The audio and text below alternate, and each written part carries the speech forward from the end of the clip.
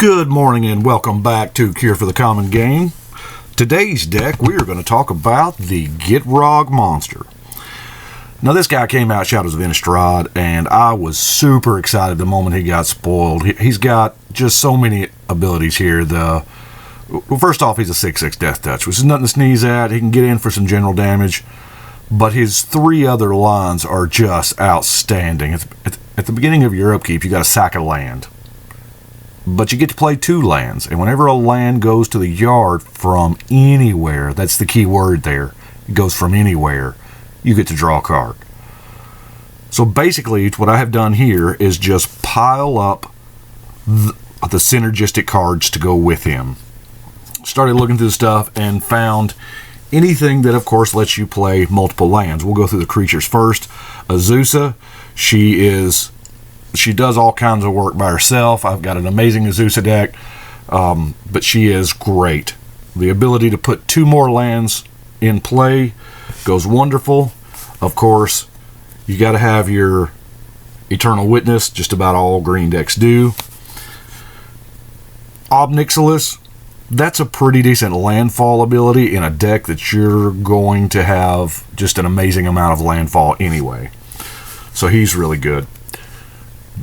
And Gitrog here, because, why not? He does, you can sack a swamp and a forest to return him to your hand when Gitrog's in play. So as I address all these cards, we're going to assume that the Gitrog monster is in play. So with the Gitrog is in play, he is amazing. You get to get him back and draw two cards off of the Gitrog. Here's one of our new fellows from the new Commander 16. It's another copy of Yawgmoth's Will. Let's face it, that's what it is. Yawgmoth's Will is a great card. Really, honestly surprised it's not banned in the format, but hey, I'm not complaining. But anyway, here's a second copy of it.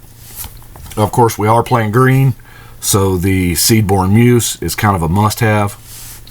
And one of my personal favorites, this one goes way back, in the days when we used to soul feast in Urza block. But anyway, the ability to discard a land here, I mean, you can discard any card, but if you discard a land, you're not only getting a black mana, but you're also drawing a card. Wow. Just the card advantage there is so amazing. That's it for the creatures that I run, so we're going to go through the artifacts now. We can't do it without the Crucible of Worlds. The sheer ability just to play the lands from your graveyard, because he eats one anyway. They're going to naturally get there through the course of your game. To be able to play them and sack them again to draw cards, you gotta have the Crucible. Not a lot of people run the Zuran Orb. Now the Zuran Orb, I fell in love with when I opened it from an Ice Age pack, but that was too long ago. But Zuran Orb's a good solid card late game. We used to call it Lich Orb, but when you factor in that you're sacking a land to gain 2 life and drawing a card, it's a beautiful thing. And we have our myriad of artifact mana here. Of course, the idea is to get out the Gitrog just as quickly as possible, and then once he is out, protect him. Got an elixir and a smokestack, because the smokestack, by the way, is not bad when you're drawing a card for each land you sack. Now, as far as the lands, I'm running 51.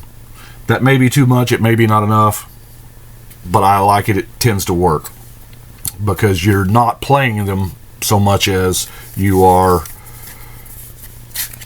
discarding them for other effects to draw cards.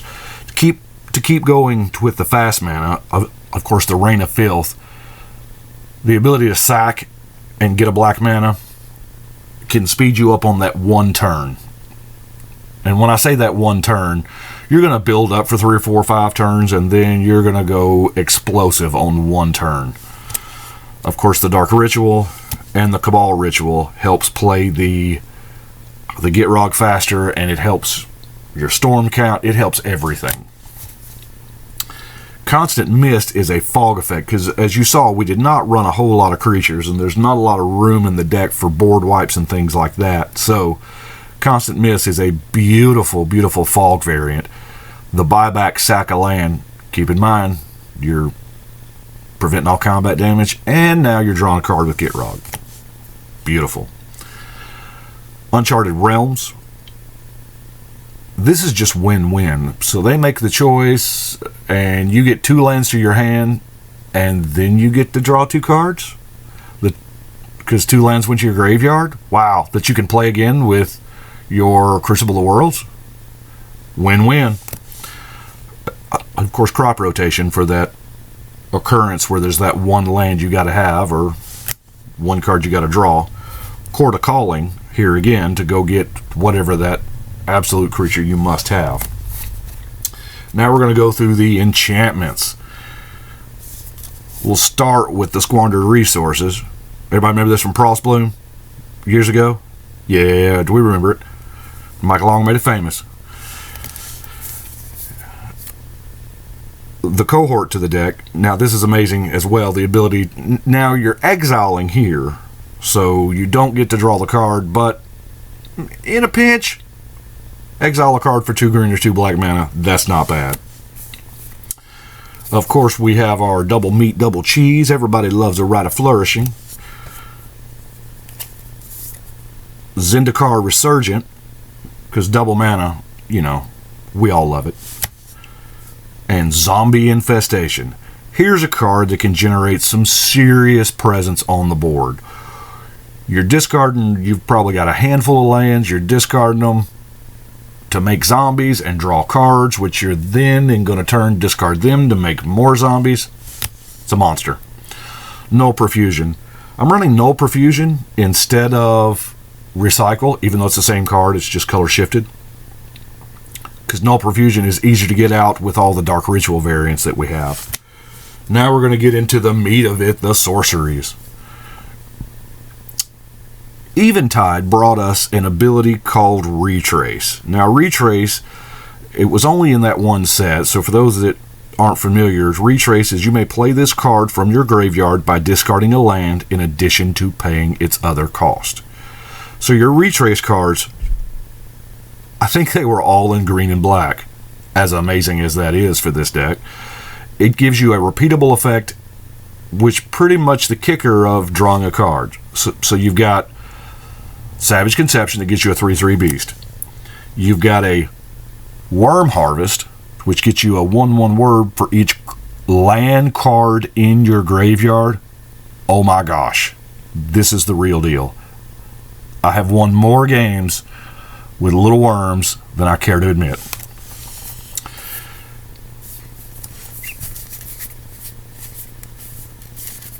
Siphon Life. Just, it's a good solid black EDH card. Bubbling Muck. Setting up that 1 turn massive power play turn to getting an extra black mana. Hey, here's another piece from the old Frostbloom deck. This is really good when you get out the Squandered Resources. You can tap all your lands for mana. You can sack them all for mana. So you've got about 10 at that time, at least 10, and then you're going to play Natural Balance. And Natural Balance allows you to everybody to get up or down to 5 lands. Well, you're going to go up since you just sacked off all your lands, and then you've got 10 more mana to work with that turn. It ups your storm count, ups your mana, multiplies it crazy. And in the late game, it'll bring some of those folks down that have just a crazy amount of land who've gotten out ahead of you. Scape Shift, because it's not a landfall deck, but let's face it, it is. It's more about the lands hitting the graveyard, so it's a land yard deck. I don't know if that's a thing, but tell you what, it is now. Anyway, Scape Shift's a good card. It helps every aspect of the deck. Regrowth, gotta have your Regrowth's a good solid staple card. Creeping Renaissance, because there's going to come a time when you want to get your lands back and sack them again to the Zuran Orb, or sack them again to Squandered Resources, or sack them again to the Bubbling Muck. All kinds of fun stuff. Splendid Reclamation does the same thing. Summer Bloom, obviously, this is a no-brainer. I know a lot of people are going to say, how come you're not running Exploration instead of Summer Bloom? Well, the answer is because all my explorations are tied up in a legacy decks, but, you know, hey, Summer Bloom's really good. I love it. 3 lands, 1 turn. It's a beautiful thing. Sylvan Scrying. It's when you got to have that specific land. Crux of Fate. I've found Crux of Fate to be about as good of a Damnation variant as possible. Well, without being Damnation. Love Crux of Fate, and sometimes it actually lets you play politics if somebody does have dragons. If you're trying to get in good with that Niv Mizzet player on the board or the Scion player, it's real good. Here's another Retrace card. Now this one is really, really amazing. 1 mana, discard a card. Retrace. So for 1 mana and discarding a land that you're going to have plenty of in your hand, you're going to make them discard a card, and you're going to draw 1. Crazy good. What we do with all that mana? Well, we're going to Exsanguinate, or we're going to Tendrils of Agony if we've got a storm count up that's crazy high. Far Wanderings.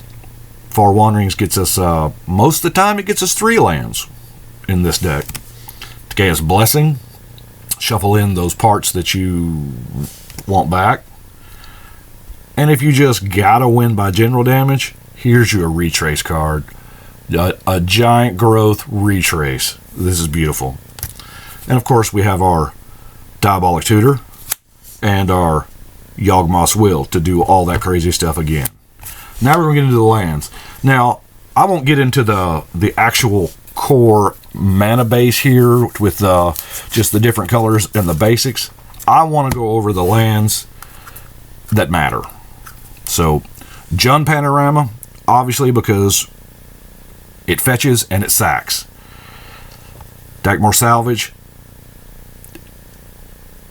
What can I say? Dredge. I don't have a Life from the Loam in here, mainly because I don't have a Life from the Loam. But I pick one up, it'll go in. The Dredge mechanic with the Gitrog is just so good. The Life from the Loam would be amazing. Dredge just sends it over the top. Blighted Fin. Here again, targeted creature removal.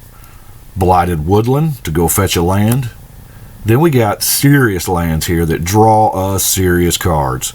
So we play Lotus Veil, we sack 2 lands and draw 2 cards. Seems good. Almost as good as Scorched Ruins, which also helps. You get behind and you're under the creature wall. There you go. You got your Glacial Chasm there, hiding on the other side of the chasm. You got a little bit of a life payment there, but you can sack it to the orb. You can sack it to the...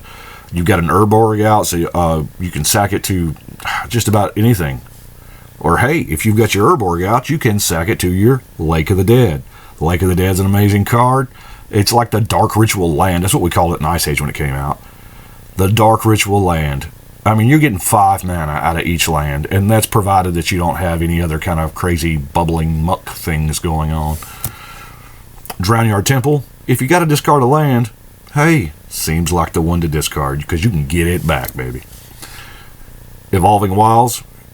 We all know my craziness for Evolving Wilds and Terramorphic Expanse. They're going to be in just about every deck I build anyway, but here they do double duty. Fetch a land, draw a card. There's the other cohort, Terramorphic Expanse. Cycling seems good on lands. That's what I got for the Gitrog monster. I love the deck. It plays. Now you got to be careful because when I play it, there's generally I get ignored for the first 3 or 4 turns, but as soon as you start doing things, your blue player at the table wakes up and they notice you. But there's so much recursion that even the giant counterspell after your giant storm count, more times than not, you can just go back and do it all again the next turn. But the Gitrog monster, I love him. A lot of folks call him Hypnotoad. I'm not a pokey kind of thing person, but he's really good. Glad we finally got the legendary frog. I was torn in between doing a frog tribal because, you know, I love the crazy tribes, but I could not ignore his stats and I had to maximize his ability. It's a really fun deck. I love it. and I look forward to seeing y'all next time. Please, to watch all my other videos, subscribe, and you can let me know what you think in the comments below. We appreciate it. And we're going to go in here and do a shuffle and a cut.